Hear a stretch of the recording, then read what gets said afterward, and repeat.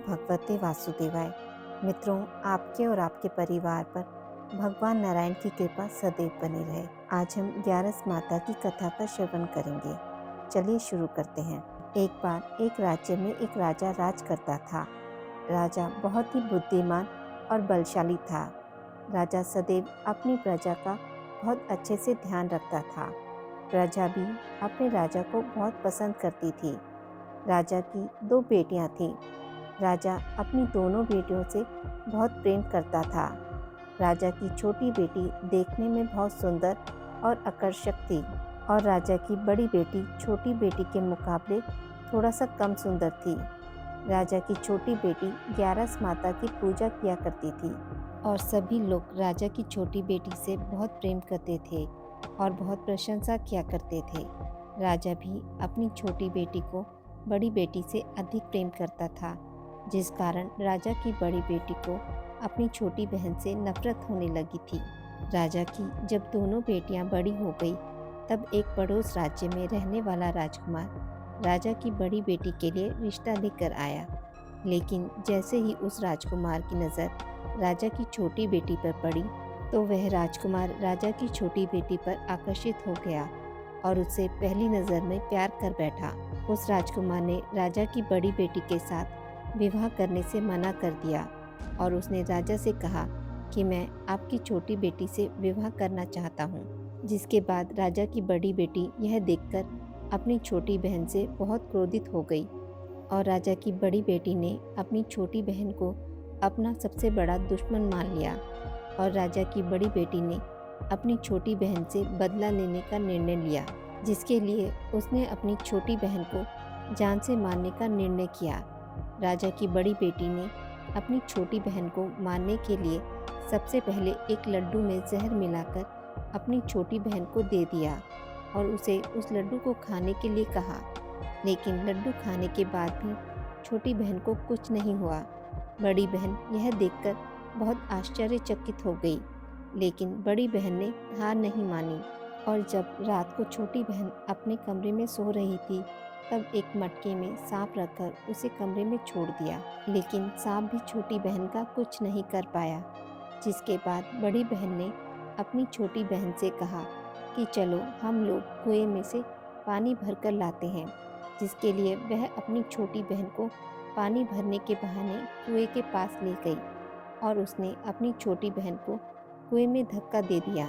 लेकिन छोटी बहन को तब भी कुछ नहीं हुआ, क्योंकि हर बार 11 माता उसकी रक्षा कर रही थी और उधर बड़ी बहन अपने सारे प्रयासों के बाद असफल हो रही थी, जिससे वह बहुत क्रोधित होती जा रही थी। फिर उसने अपनी छोटी बहन के पास जाकर उससे खुद ही पूछा कि मेरी छोटी बहन, तुम्हें पता है भगवान ने सबकी मृत्यु एक निश्चित समय पर लिखी हुई है और कैसे तुम्हारी मृत्यु होगी, क्या तुम यह जानती हो? तब छोटी बहन ने अपनी बड़ी बहन को बताया कि हाँ, मैं तो जानती हूँ, मेरी मृत्यु कैसे होगी। छोटी बहन से यह सुनकर बड़ी बहन मन ही मन बहुत प्रसन्न होने लगी और उसने अपनी छोटी बहन से कहा कि क्या तुम मुझे अपनी मृत्यु का राज बताओगी? छोटी बहन ने अपनी बड़ी बहन से कहा कि मेरी मृत्यु तो एक तोते में है। जो तोते के गले में एक हार है, उससे मेरी मृत्यु होगी। जब तक कोई भी व्यक्ति तोते को मारकर वह हार अपने गले में पहनेगा, तो मैं मूर्छित हो जाऊंगी और जैसे ही उस हार को अपने गले से उतारेगा, तो मैं वापस से जीवित हो जाऊंगी। अपनी छोटी बहन की मृत्यु का राज जानकर बड़ी बहन बहुत ही खुश हो गई और उसने अपनी छोटी बहन को मारने के लिए उसके पालतू तोते को ढूंढना शुरू कर दिया और छोटी बहन को इस बात का आभास हो गया था कि कोई उसकी जान लेना चाहता है। जिसके लिए वह अपने पिताजी के पास गई और उसने अपने पिताजी से कहा कि पिताजी, मेरी मृत्यु के बाद आप मुझे जलाइएगा मत, बल्कि आप मुझे अपनी पुरानी वाली हवेली में एक पलंग में लिटाकर छोड़ दीजिएगा। अपनी छोटी लड़की की यह बात सुनकर राजा बहुत आश्चर्यचकित हो गए। राजा ने अपनी छोटी बेटी से पूछा, बेटी, तुम यह क्या कह रही हो? तब राजा की छोटी बेटी ने बताया, पिताजी, समय किसी के लिए नहीं रुका है, कब क्या हो जाए किसी को कुछ पता नहीं है। और फिर राजा ने अपनी छोटी बेटी से कहा कि तुम ऐसी बातें क्यों कर रही हो। 2-3 दिन में तो तुम्हारा विवाह है। लेकिन छोटी बेटी ने अपने पिताजी को ऐसा करने पर मजबूर कर दिया और उसने वचन ले लिया। राजा ने भी अपनी छोटी बेटी की बात स्वीकार कर ली और 2-3 दिनों के बाद जब शादी का समय आया तब राजकुमार बारात लेकर राजा के घर आया और राजकुमार और राजा की छोटी बेटी का विवाह शुरू हो गया। जैसे ही राजा की छोटी बेटी राजकुमार के साथ फेरे लेना शुरू करती है तो उसकी बड़ी बहन अपनी छोटी बहन के कमरे में जाकर उसके तोते को पकड़ लेती है और उसको जान से मार देती है। तोते के गले में जो हार था उसको अपने गले में धारण कर लेती है। जैसे ही बड़ी बहन उस हार को अपने गले में धारण करती है तो उधर छोटी बहन 3.5 ही फेरे ले पाती है और वहीं पर बेहोश होकर गिर जाती है। जिसके बाद राजा ने बड़े बड़े दर्द हकीमों को बुलवाया और अपनी छोटी बेटी का इलाज करने के लिए कहा। राजा की बात सुनकर वैद्य ने जब छोटी बेटी का इलाज करना शुरू किया तो राजा को बताया कि आपकी छोटी बेटी ना तो जीवित है और ना ही मरी हुई है। मैं ऐसा पहली बार होते देख रहा हूँ। राजा ने वैद्य और हकीम को यह बात बाहर बताने से मना कर दिया और उनको कहा कि अगर तुमने यह बात किसी को बाहर बताई तो हम तुम्हें फांसी दे देंगे। राजा ने अपनी बेटी को पुराने महल में जाकर एक पलंग में लिटा दिया और वहाँ पर कुछ सैनिकों को तैनात कर दिया। वापस अपने महल पर आ गया। राजा की बड़ी बेटी अपने पिताजी के पास आई और कहने लगी कि पिताजी, अगर यह शादी संपन्न नहीं हुई तो आपकी इज्जत का क्या होगा। आप कहें तो मैं आपकी इज्जत बचाने के लिए राजकुमार से शादी करने के लिए तैयार हूँ। जिसके बाद राजा ने अपनी बड़ी बेटी की बात मान ली और राजा ने बड़ी बेटी को छोटी बेटी के कपड़े पहनाकर मंडप पर भेज दिया। लेकिन राजकुमार यह जान गया कि यह राजा की छोटी बेटी नहीं है बल्कि यह राजा की बड़ी बेटी है। लेकिन जब राजकुमार ने शादी करने से मना किया तो सभी लोगों ने राजकुमार को विवश कर राजा की बड़ी बेटी से बचे हुए फेरों को संपन्न करा दिया और विवाह करवा दिया। जिसके बाद राजकुमार राजा की बड़ी बेटी को अपने महल ले गया। राजकुमार राजा की बड़ी बेटी से ना तो बात करता था, ना ही उसको पसंद करता था और ना ही उसके आसपास भटकता था। और राजकुमार ने यह फैसला लिया था कि वह अपनी प्रेमिका को ढूंढकर रहेगा और यह जानकर रहेगा कि उसके साथ हुआ क्या है। एक दिन राजकुमार अपने घोड़े पर सवार होकर राजा के पुराने महल के पास पहुंच गया, जहां पर उसने कुछ सैनिकों को देखा। महल के पास पहुंचकर राजकुमार ने जब महल को ध्यान से देखा तो वह समझ गया कि यह तो हमारे ससुर जी का महल है। तब राजकुमार ने सैनिकों से पूछा, तुम लोग यहाँ क्या कर रहे हो और इस महल के अंदर उस पलंग में कौन लेटा है। जिसके बाद सैनिकों ने बताया कि यहाँ पर राजा की छोटी बेटी लेटी है। यह सुनकर राजकुमार बहुत प्रसन्न हो गया और वह तुरंत अपनी प्रेमिका के पास पहुँच गया, उसकी सेवा करने लगा। जैसे ही रात हुई तो राजा की छोटी बेटी उठ खड़ी हो गई।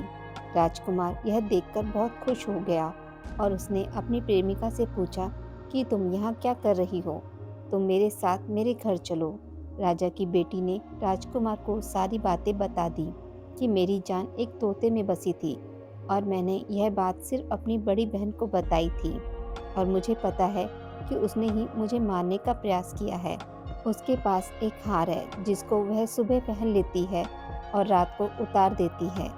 जब वह हार को पहन लेती है तब तक मैं मूर्छित रहती हूँ और जैसे ही वह हार को उतार देती है तो मैं जीवित हो जाती हूँ और जब तक मेरी बड़ी बहन के पास वह हार है तब तक मैं ऐसे ही जीवित और मूर्छित होती रहूँगी। अगर मेरी बड़ी बहन के पास जो हार है वह मेरे हाथ लग जाए तो मैं हमेशा के लिए जीवित हो जाऊंगी। राजकुमार ने यह बात सुनकर राजा की छोटी बेटी के पास रहने का निर्णय ले लिया। उसने अपने बचे हुए सारे फेरे पलंग में लेटी राजा की छोटी बेटी के साथ ले लिए और अपना विवाह पूर्ण कर लिया और वहीं पर ही रहने लगा। देखते ही देखते कुछ समय में राजा की छोटी बेटी और राजकुमार की पत्नी पेट से हो गई। एक दिन राजकुमार को किसी काम से बाहर जाना पड़ा। तब छोटी बहन के पेट में बहुत तेज दर्द होने लगा। जिसके बाद उसने ग्यारस माता का आवाहन किया। जिसके बाद वहाँ पर ग्यारस माता प्रकट हुई और उन्होंने अपने भक्त के दर्द को दूर किया और एक पुत्र की प्राप्ति करवाई। और वहीं पर अचानक से राजकुमार भी आ गया। राजकुमार ने ग्यारस माता को देखा तो वह आश्चर्यचकित हो गया और उसने तुरंत माता को प्रणाम किया। और ग्यारस माता ने राजकुमार से कहा कि जब तुम्हारा पुत्र 5 वर्ष का हो जाए तो तुम अपनी पत्नी का हार लाकर इसके गले में डाल देना। और देखते ही देखते राजकुमार और राजा की छोटी बेटी का पुत्र 5 वर्ष का हो जाता है। तो राजकुमार अपने बेटे से कहता है कि बेटा, मैं कुछ काम से बाहर जा रहा हूँ, तुम अपनी माता का ध्यान रखना। और वहाँ से चला जाता है। राजा को बाहर निकलता देख बड़ी बहन के सैनिक देख लेते हैं और बड़ी बहन को जाकर सारी बात बता देते हैं, जिसके बाद बड़ी बहन अपनी छोटी बहन के पुत्र को वहाँ से उठवा लेती है और उसको मरवा देती है। छोटी बेटी के पुत्र के 2 टुकड़े करवा देती है। पहला टुकड़ा चक्की के पास छुपा देती है और दूसरा टुकड़ा अपनी पलंग के नीचे रख लेती है। अब ग्यारस माता भिखारी का रूप लेकर आती हैं। एक भिखारी का रूप रखकर बड़ी बहन के पास चली जाती हैं, जिसके बाद वहाँ पर भिक्षा मांगने लगती हैं। बड़ी बहन अपने नौकरों से कहती है कि जाकर भिक्षा दे दो, लेकिन जैसे ही नौकर ग्यारस माता को भिक्षा देने के लिए आते हैं तो माता उन्हें मना कर देती हैं और कहती हैं कि मैं तुम्हारी महारानी से ही भिक्षा लूँगी। जिसके बाद बड़ी बहन स्वयं भिक्षा देने के लिए माता के पास आती है। तब माता एक बिल्ली का रूप लेकर उसके कमरे में चली जाती हैं और वहाँ पर छोटी बेटी के पुत्र के 2 टुकड़ों को आपस में जोड़ देती हैं और उसे जीवित कर देती हैं। उसे वहाँ से लेकर चली जाती हैं। राजकुमार अपने बेटे को लेकर अपनी पत्नी के पास जाता है और उससे कहता है कि तुम इसका ध्यान रखना। अगर तुम इस बच्चे का अच्छे से ध्यान रखोगी तो मैं तुमसे बात करूँगा। एक दिन राजकुमार अपने बच्चे से कहता है कि तुम माँ से उनके गले का हार मांग लो।